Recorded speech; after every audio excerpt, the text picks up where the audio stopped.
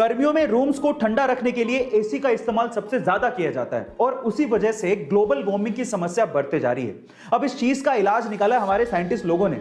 उन्होंने एक ultra white paint बनाया है। इस अल्ट्रा वाइट पेंट को अगर बिल्डिंग या मकानों पे किया जाए तो उससे 98.1% तक सनलाइट रिफ्लेक्ट हो जाती है।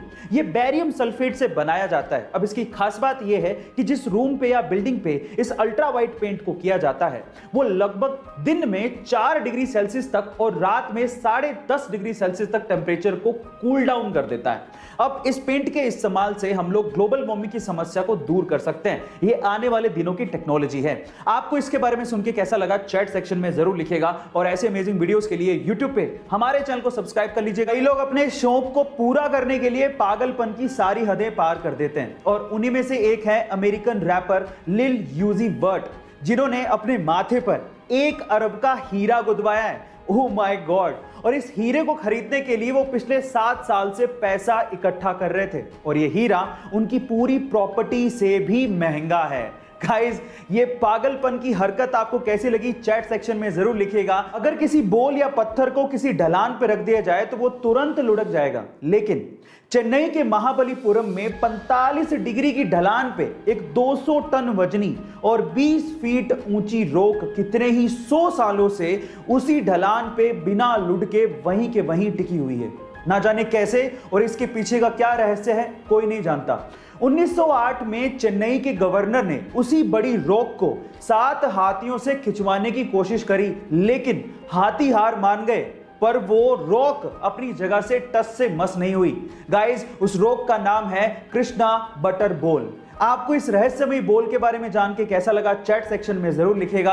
अगर मैं आपसे सवाल पूछूं कि प्लास्टिक मनी किसे कहते हैं तो आप लोग क्या कहेंगे?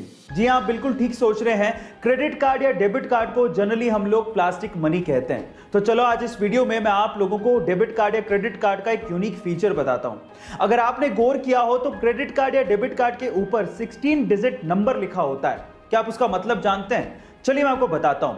एक्चुअली वो 16 डिजिट नंबर 2 पार्ट में डिवाइडेड होता है, जिसमें शुरू के जो 6 डिजिट होते हैं वो बैंक आइडेंटिफिकेशन नंबर होता है और आखिरी 10 डिजिट एक्चुअली कार्ड धारक के यूनिक अकाउंट नंबर होते हैं। क्या आपको इसके पहले तक की इंफॉर्मेशन पता थी? और अगर नहीं पता थी तो चैट सेक्शन में जरूर लिखिएगा। एंशिएंट टाइम में यानी पुराने जमाने में हमारे इंटेलेक्चुअल्स को लगता था कि मैथ्स में एक ऐसा कोई सिंबल होना चाहिए विच रिप्रेजेंट्स नथिंग, यानी नथिंग को रिप्रेजेंट करने के लिए भी तो कोई सिंबल होना चाहिए।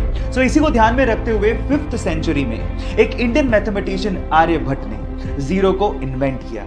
And let me tell you guys, zero का जो सिंबल दिया गया था वो हमारे पुराने मंदिरों, स्पेशली ग्वालियर के मंदिरों के दीवारों पे खुदा हुआ आप लोगों को दिख सकता है। सो गाइस, अगर आप ये सोचते हैं कि जीरो की इन्वेंशन कोई बड़ी इन्वेंशन नहीं है तो मैं आपको आपकी जानकारी के लिए बता देता हूं। अगर जीरो इन्वेंट नहीं हुआ होता ना तो बाइनरी लैंग्वेज नहीं आती, और बाइनरी लैंग्वेज नहीं आती तो एक कंप्यूटर लैपटॉप कुछ नहीं होते। जब शून्य ना देता भारत तो चांद पे जाना भी मुश्किल था। क्या आपको पहले से बात पता थी? और नहीं पता थी तो चैट सेक्शन में लिखना मत भूलिएगा।